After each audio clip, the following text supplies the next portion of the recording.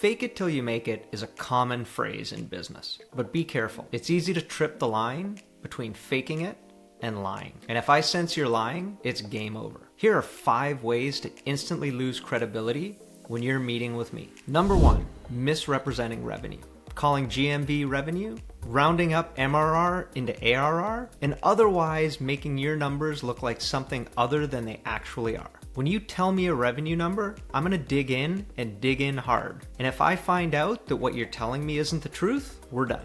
Number 2, having logos on your slide deck that aren't actually customers. Wanna know a secret? I did this. When I was raising my pre-seed round, I had a slide deck filled with the logos of all of the amazing companies who had at least one email address in our user base. I'd never talked to a single one. And guess what happened when I talked to VCs? Every single one of them asked me deep questions about why they were using the product, what the use case was, and how much money they were spending on us. And I didn't have answers. If you're gonna show logos, you better be able to back it up with details.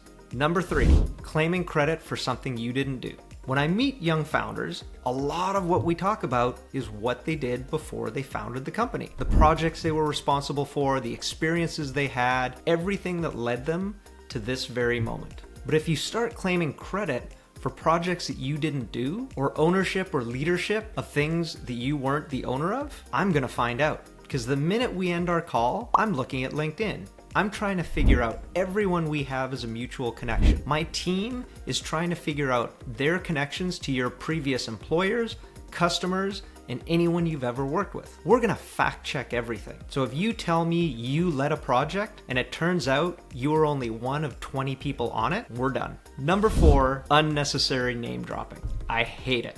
Before you tell me that you know so-and-so, or used to work with such and such, or did a project with this and that, understand that I'm going to find out. I will be reaching out to that person, or someone who knows that person, to fact check everything you told me. If it's impressive, great, I want to hear about it. But don't think I'm going to write a check because you once went to the bar with somebody famous. Number 5, telling me that an investor's committed when they haven't written the check. One of the worst mistakes you can make when you're fundraising is tell another investor that somebody's committed. Chances are I know the person, so I'm going to reach out to them, call them up, and figure out what's going on. If they tell me that they're not in fact committed, then I'm going to assume everything else you've told me is a lie, and we're over.